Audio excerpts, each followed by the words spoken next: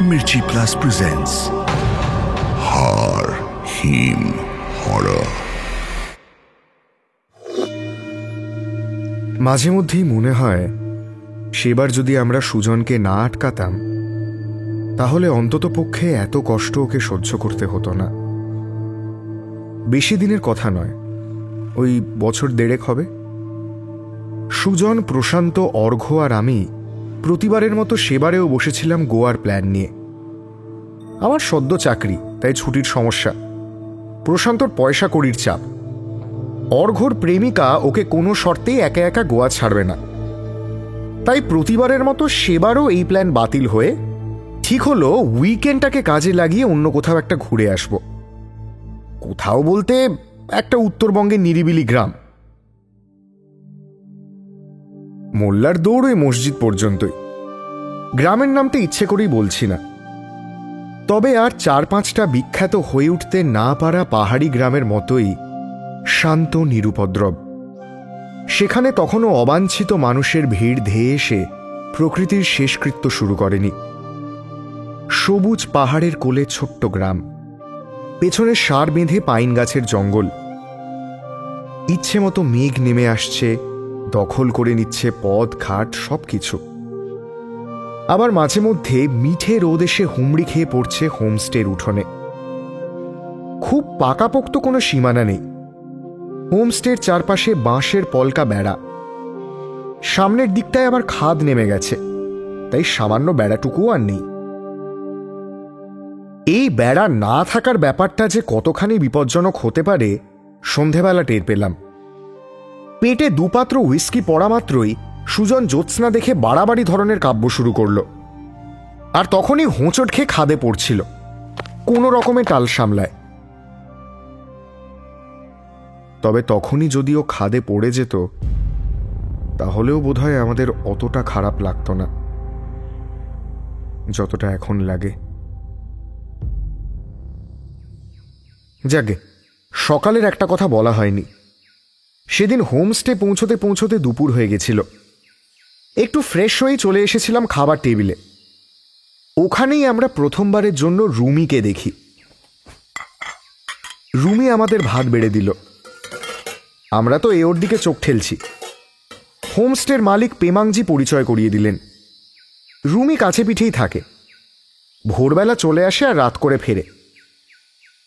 আমরা মাঝে মধ্যেই থালা থেকে আচমকা মুখ তুলে রুমিকে একবার দেখে নিচ্ছিলাম। মুখ দেখে বয়স আন্দাজ করা কঠিন, তবে ওই আমাদের মতোই 23 কি 24। কম হলেও আশ্চর্য হতাম না, বেশি হলেও কি বা এসে যায়। অমন হাসি মুখ, তাকিয়ে থাকলেই কেমন মন ভালো হয়ে যায়। এসব মাথার মধ্যে যখন ঘুরছিল তখনই হতচ্ছাড়া পেমাংজি আমাদের মনটা ভেঙে দিলেন। রুমি বিবাহিত, ওর বর ড্যানি ট্যুরিস্ট গাড়ি চালায়। তারপর একটা বাচ্চাকে দেখিয়ে বললেন রুমির মেয়ে। যা বাবা, ওখানে নাকি ছেলে মেয়ে সবারই অল্প বয়সে বিয়ে হয়ে যায়। আমরা হাল ছেড়ে দিলাম। অবশ্য আমরা সবাই বললে ভুল হবে, সুজন হাল ছাড়ল না। দুপুরের ভাত তখনও হজম হয়নি, ব্যাটা ঘর থেকে বেরিয়ে শটান চলে গেল রান্নাঘরের দিকে। রুমির কাছে চায়ের আবদার। আমরা বাকি 3 জন উঁকি মেরে দেখলাম চা শুধু একটা অজুহাত, ছেলে রীতিমতো আড্ডা বসিয়েছে। যাকে আমরা কেউই ঘাঁটালাম না। তারপর সন্ধেবেলা যখন বসলাম যথারীতি রুমির প্রসঙ্গ উঠল। অর্ঘ্য, প্রশান্ত এ নিয়ে সুজনকে খ্যাপাতে শুরু করল। আমিও ওদের সঙ্গে যোগ দিলাম। কিন্তু দেখি ওমা, অবাক কাণ্ড। রুমির প্রসঙ্গে সুজন যেমন অন্যমনস্ক তেমনি হালকা সিরিয়াস। তামাশার প্রতিবাদ করছিল না বটে, কিন্তু যোগও দিচ্ছিল না। আমি একটু গলা নামিয়ে জিজ্ঞেস করলাম, কি ব্যাপার ভাই, ভালো রকম চাপ খেয়ে গেছিস মনে হচ্ছে। উদাস কণ্ঠে সুজন বলল, তুই রুমির মুখটা দেখেছিস? কেমন হাসি মাখা সবসময়, কিন্তু ওর চোখ দুটো যেন ছলছল করছে। কেন বলতো ভাই? মনে হলো সুজনকে এখানেই থামানো দরকার। বললাম, হ্যাঁ বুঝতে পেরেছি পুরোটাই, কিন্তু বড় ট্যুরিস্ট গাড়ির ড্রাইভার, প্রচুর লোকাল খাপ, বুঝতে পারছিস তো? রুমির ছলছলে চোখের দিকে তাকালে দেখবি তোর চোখ দুটোই হয়তো উপড়ে নিল। কি দরকার ভাই, কাটা না। তারপর অবশ্য সুজন আর কিছু বলেনি এ ব্যাপারে। পরদিন সকালে আকাশ পরিষ্কার, স্পষ্ট কাঞ্চনজঙ্ঘা দেখা যাচ্ছিল। আমরা যে যার মতো ছবি তুলছিলাম, কিন্তু সুজন সেখানে ছিল না। ডাইনিং টেবিলে বসে চিনি ছাড়া লিকার চা ঢালছিল আর খাচ্ছিল।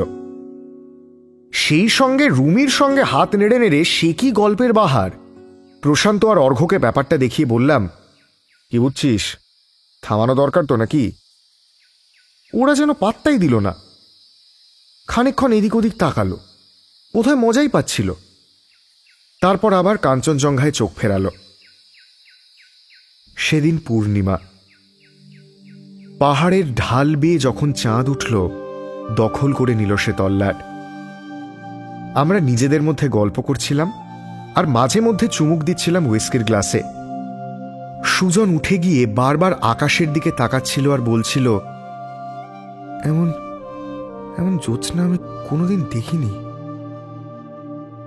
আমি আবার ভেবে দেখলাম, রুমি থেকে ব্যাপারটা চাঁদে যখন শিফট হয়েছে, পরিস্থিতি নিয়ন্ত্রণেই বলা যায়। অন্ততপক্ষে চাঁদের দিকে তাকানোর জন্য উত্তম মধ্যম ধোলাই খাওয়ার আশঙ্কা নেই। রাতে ডিনার সেরে যখন শুতে যাব, সুজন বলল, কাল তো ফিরে যাওয়া, আজ একটু জেগে থাকি। আমার না এক্ষুনি ঘুমোতে ইচ্ছা করছে না। এমনিতে সুজন যথেষ্ট বুঝদার ছেলে, কোনো হঠকারিতা করবে না জানতাম, তাই ওকে ওর মতো ছেড়ে দিয়ে আমরা ঘরে চলে এলাম। ডরমিটরি গোছের ঘর। আমরা আমাদের মতো শুয়ে পড়লাম। হঠাৎ আচমকা মাঝরাতে ঘুমটা ভেঙে গেল।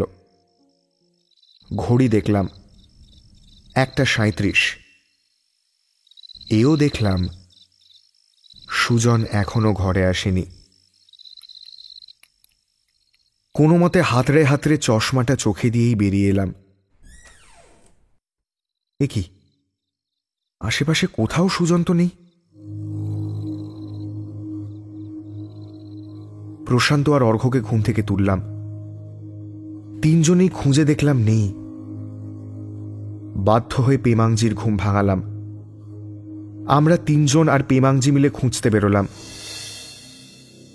চিন্তায় নেশা ঘুম সব উড়ে গেছিল আমাদের। একটাই বাঁচোয়া, এই হোমস্টেটা গ্রামের শেষ প্রান্তে।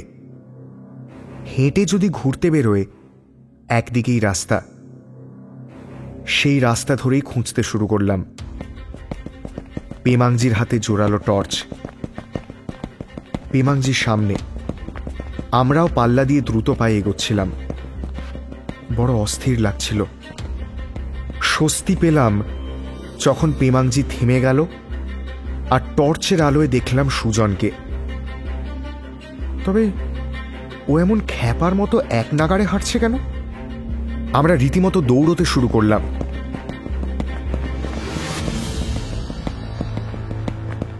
কাছাকাছি গিয়ে, সুজন, এই সুজন, সুজন, কি রে বলে অনেকবার ডাকলাম, যেন শুনতেই পেল না।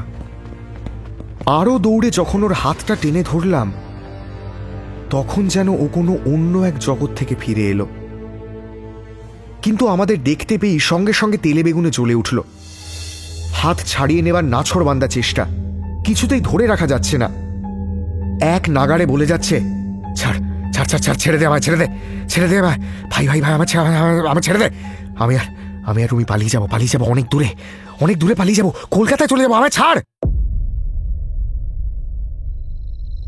আমি সেই পরিস্থিতিতেও না হেসে পারলাম না। এই নর্থ বেঙ্গল থেকে হেঁটে হেঁটে তুই তো রুমির সঙ্গে কলকাতা যাবি? হুইস্কি যখন সহ্য হয় না, খাস কেন ভাই? চ রুমে চ, রাতটুকু শান্তিতে থাকতে দে সবাইকে। কালই তো ফেরা, তারপর নমস্কার।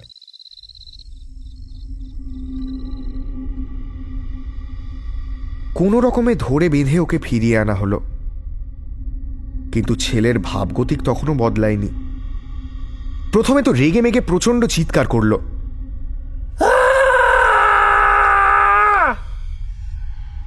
তারপর দেওয়ালে দুবার ঘুষি মারল। অর্ঘ্য মাথায় হাত বুলিয়ে জিজ্ঞেস করল, কি হয়েছিল বলতো, পুরোটা বল, প্রথম থেকে। এই প্রশ্নটা শুনে সুজন কিছুটা শান্ত হলো। তারপর যা বলল তা গাঁজাখড়ি ভূতের গল্পকেও হার মানাবে। সুজন বলতে শুরু করল,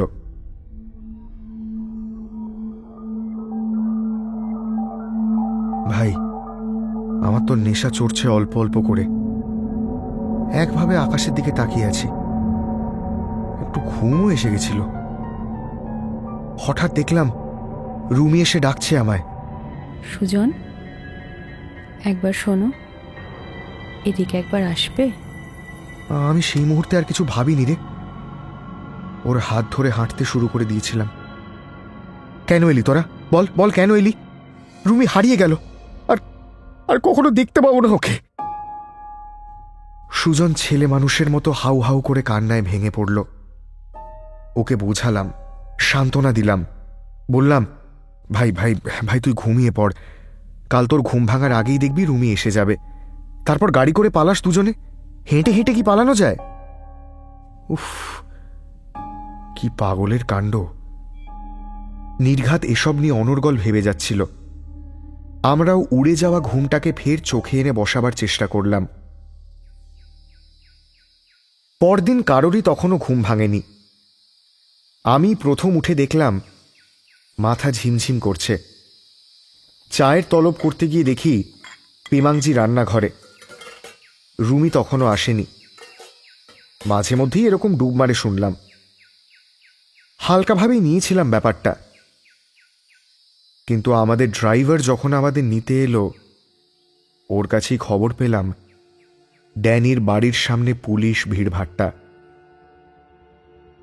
ড্যানি নাকি কাল রাতে মদ খেয়ে এসে বউকে মারতে মারতে মেরেই ফেলেছে। শুনেই আমার বুকটা ছ্যাঁত করে উঠল। প্রশান্ত আর অর্ঘ্যর সাথে কথা বলে স্থির করলাম কিছুতেই এ খবর সুজনকে জানানো যাবে না। পিমাংজি পর্যন্ত মিথ্যে করে বললেন রুমির অসুস্থতার কথা। সুজন সবই শুনে গেল, কোনো উত্তর দিল না। আমাদের সাথে যে বন্ধুটা এসেছিল আর এই ফেরার সময় যাকে দেখছি, দুজনের মধ্যে আকাশ পাতাল তফাৎ।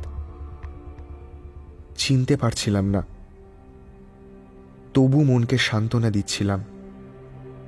দুদিনের মন খারাপ কেটে যাবে ক্রমশ। কিন্তু কাটল না। আস্তে আস্তে সুজন ক্রমশ চুপচাপ হয়ে গেল। কারোর সঙ্গে কথা বলে না, কারোর কথার কোনো উত্তর দেয় না, বাড়ি থেকে বেরোয় পর্যন্ত না। আমরা গেছিলাম ওর বাড়ি। পাগলের মতো ঝাঁপিয়ে পড়েছিল আমাদের ওপর। তোদের জন্য রুমি হারিয়ে গেল। কেন কেন আটকালি আমায়? কি ভেবেছিস? হ্যাঁ, আমি জানি না। রুমি আমায় বলেছিল ওর কথা। সালা, তোদের জন্য বাঁচাতে পারলাম না। তোদের জন্য মেরেই ফেলবো, তোদের মেরেই ফেলবো। আটকাইনি ওকে। এলো পাথারি চড় থাপ্পড় চালাচ্ছিল আমাদের দিকে। তাকিয়েছিলাম ওর অস্থির উন্মাদ চোখ জোড়ার দিকে। টের পাচ্ছিলাম আমারও চোখ দিয়ে গড়িয়ে পড়ছে জল। তারপর তো কতবার ওর বাড়ির সামনে গিয়ে দাঁড়িয়েছি, কিন্তু ওর সামনে দাঁড়াবার আর সাহস হয়নি। এখনো মাঝে মধ্যে আমার ঘুমের মধ্যে জেগে ওঠে ওই রাতটা। আমার মাথা তছনছ করে দেয়। মাঝে মধ্যেই মনে হয় সেবার যদি আমরা সুজনকে না আটকাতাম, তাহলে অন্তত পক্ষে এত কষ্ট ওকে সহ্য করতে হতো না। হার হিম হরর আপনারা শুনতে পারেন এক্সক্লুসিভলি মির্চি বাংলার ইউটিউব চ্যানেল এবং গানা অ্যাপে।